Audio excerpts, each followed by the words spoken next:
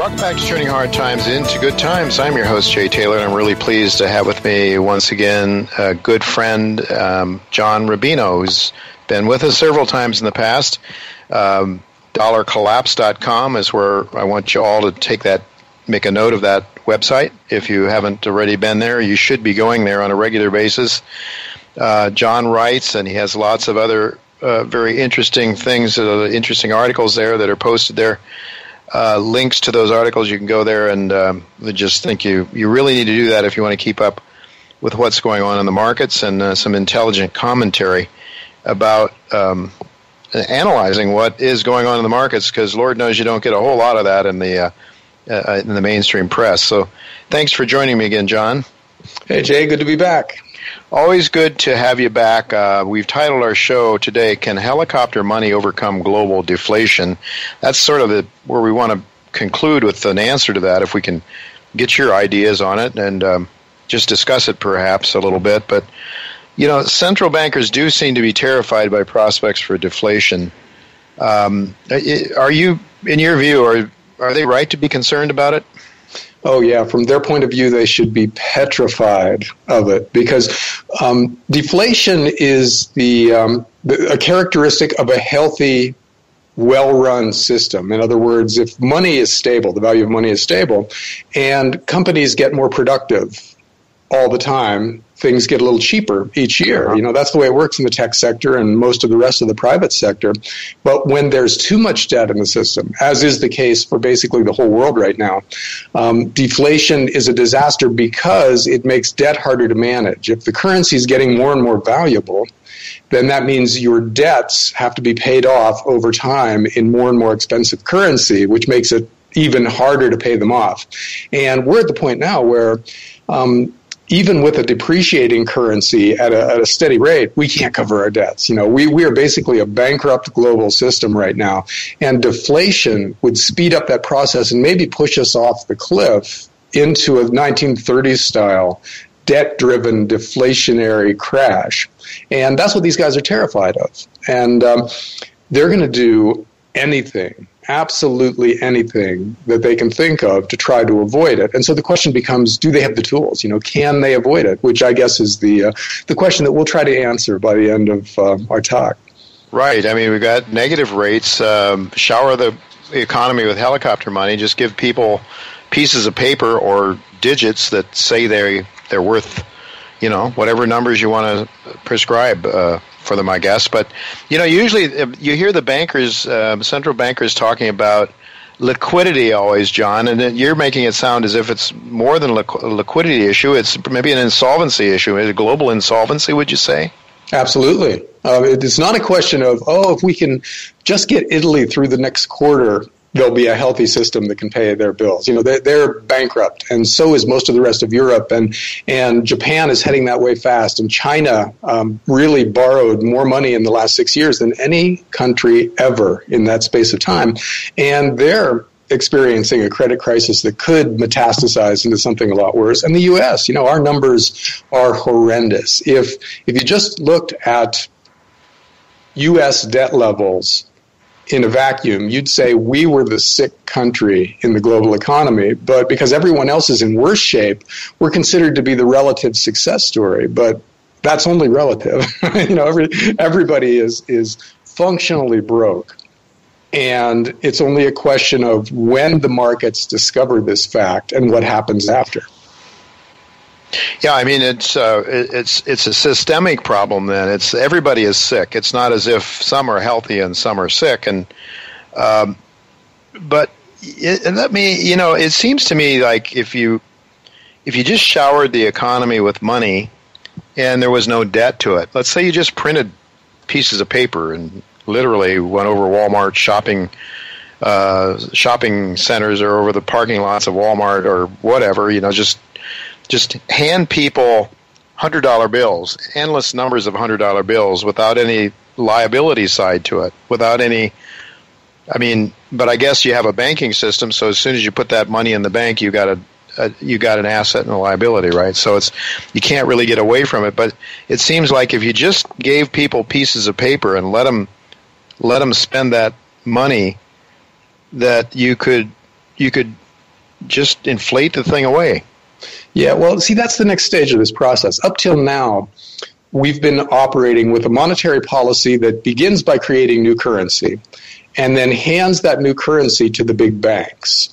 And traditionally, the big banks have then spread that money throughout the system so that you get modest amounts of growth for new debt. And the way you measure this process is through something called the marginal productivity of debt, which is a measure of how much new growth, how much new wealth you create for each unit of new debt that you take on. And that used to be kind of a one-to-one relationship. Back in the 60s and 70s, you borrow a dollar and invest it, and you end up creating a new dollar of wealth.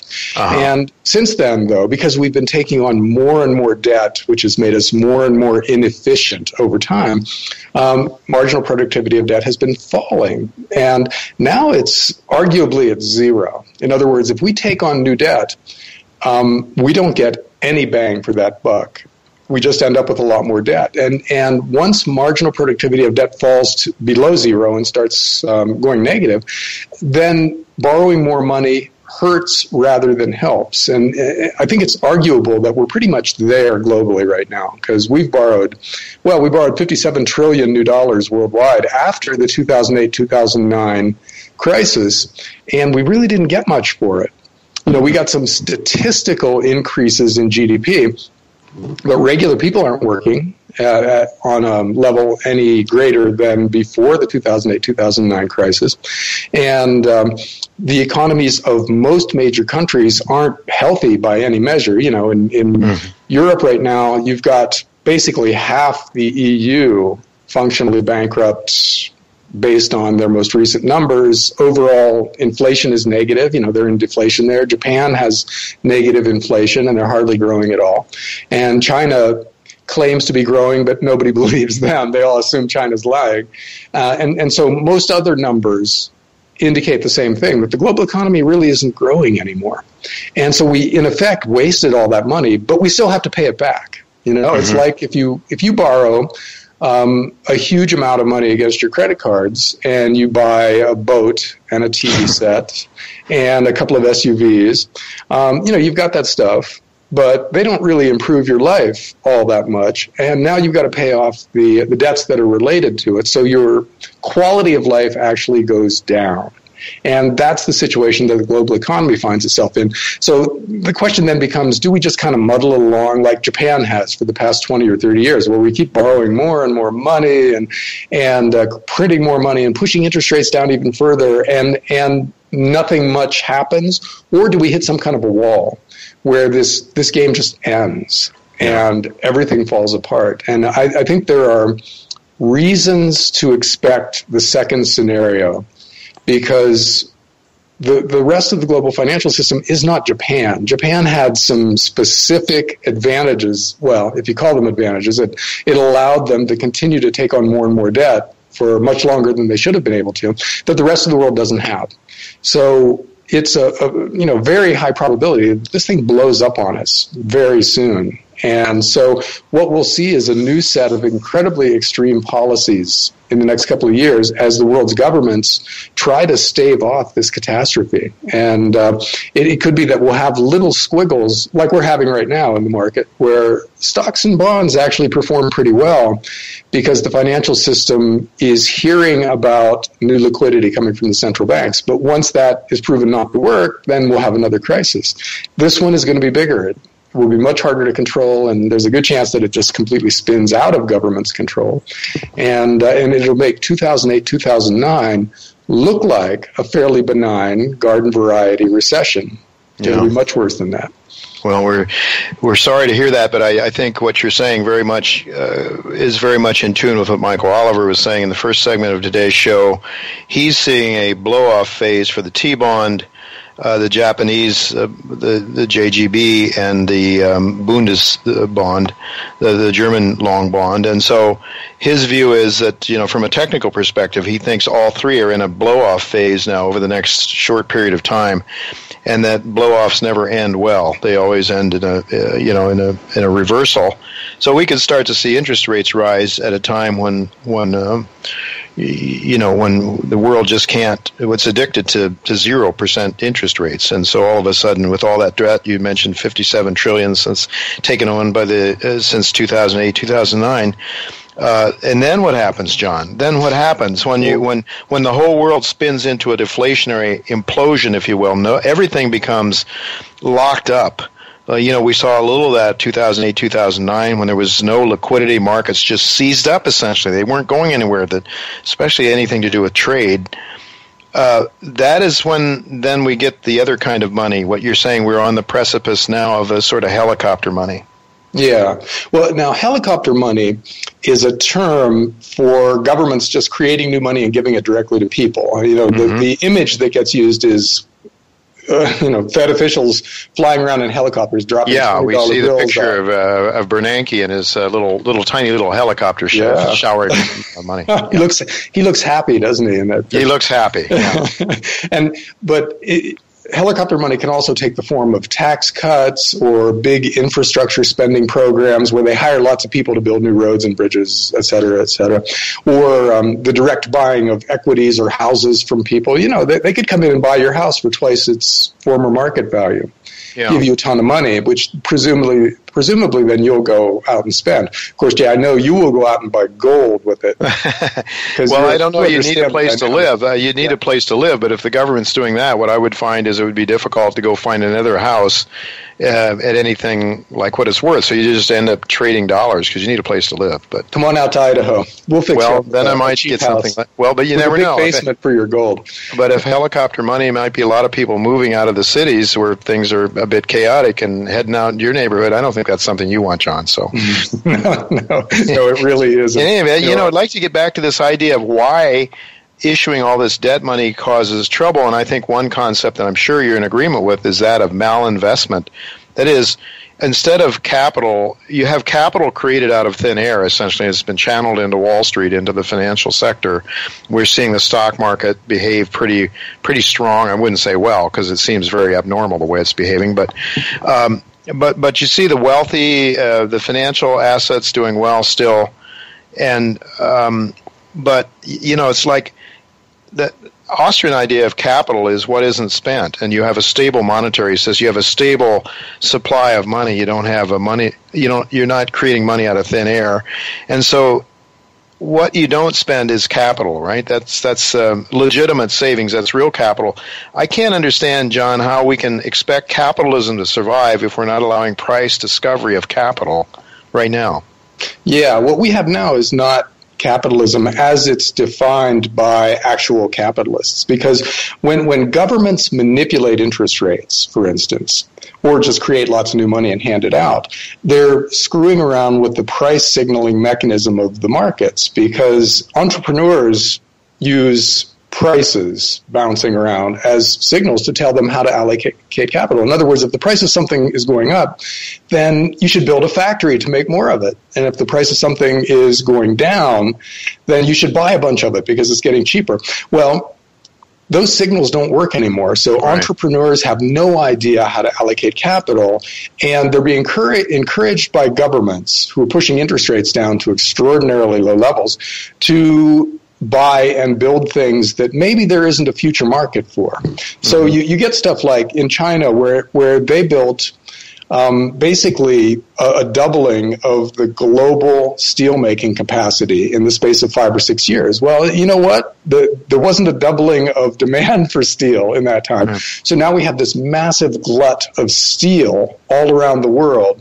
And so those factories that were built represent largely wasted money. And that's happening globally. It's happening everywhere in every industry.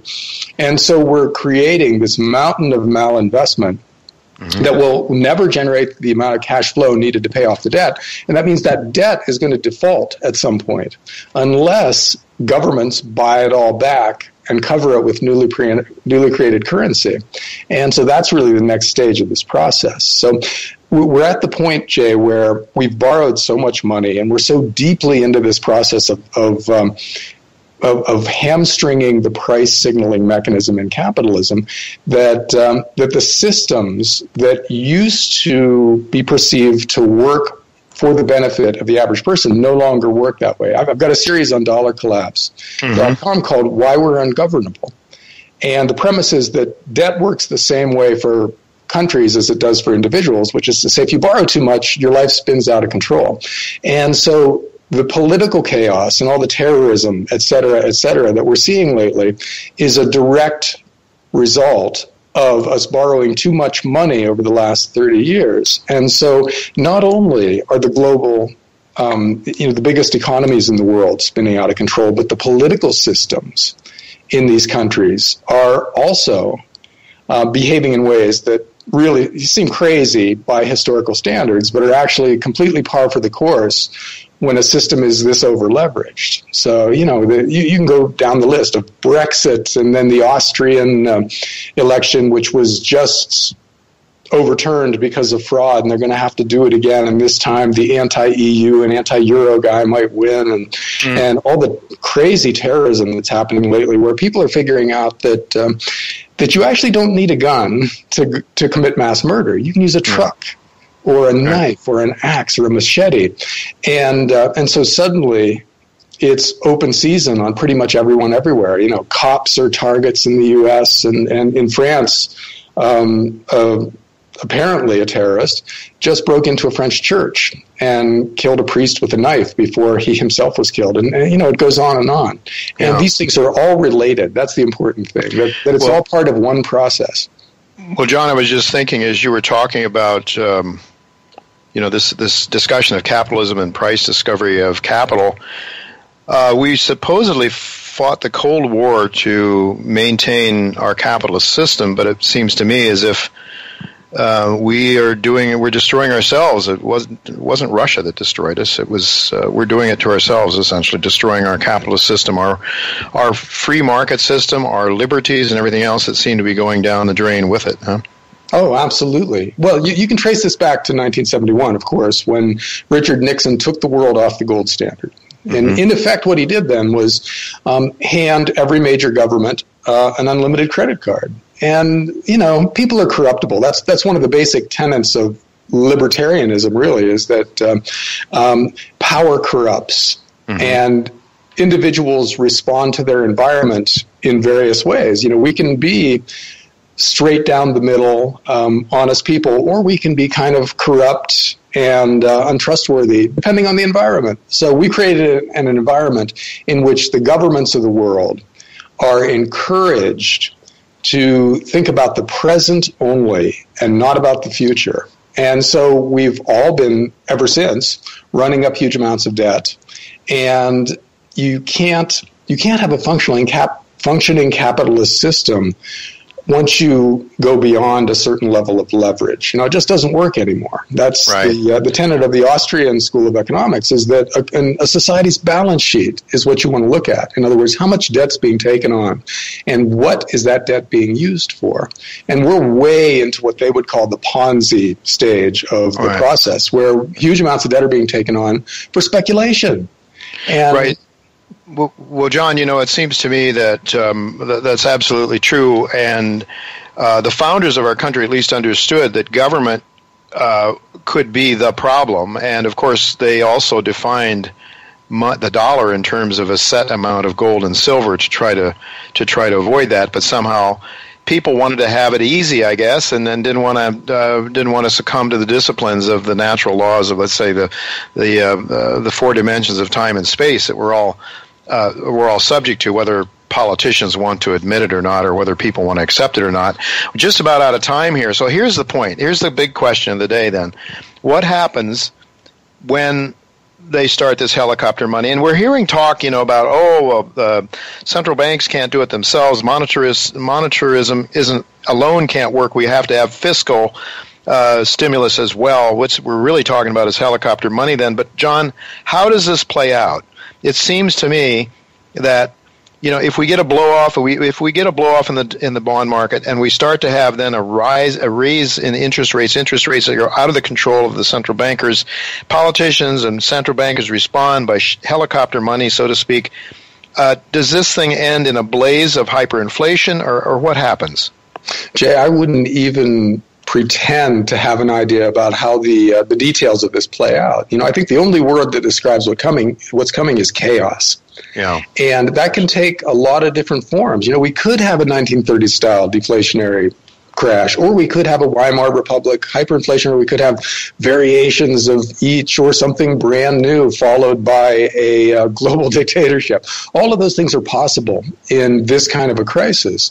And I think the only way that you can protect yourself from it financially is to diversify into things that tend to do okay in times of crisis. Gold and silver will be okay either way, because they actually went up during the Depression. Right. And they went up in the 1970s currency crisis, and they've gone up in every previous currency crisis in human history. So that's a place to hide out.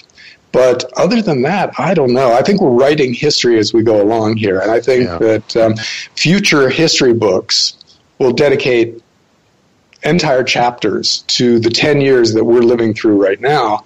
Wow. I think it's going to be an ugly time for most people, and possibly a great time for the people who are positioned just right. So our goal should be to try to position ourselves as well as possible. All right, John, we'll have to let it go at that. We're out of time. Always goes so fast with you. Thanks so much for being with us again, and we'll look to do it again sometime in the near future.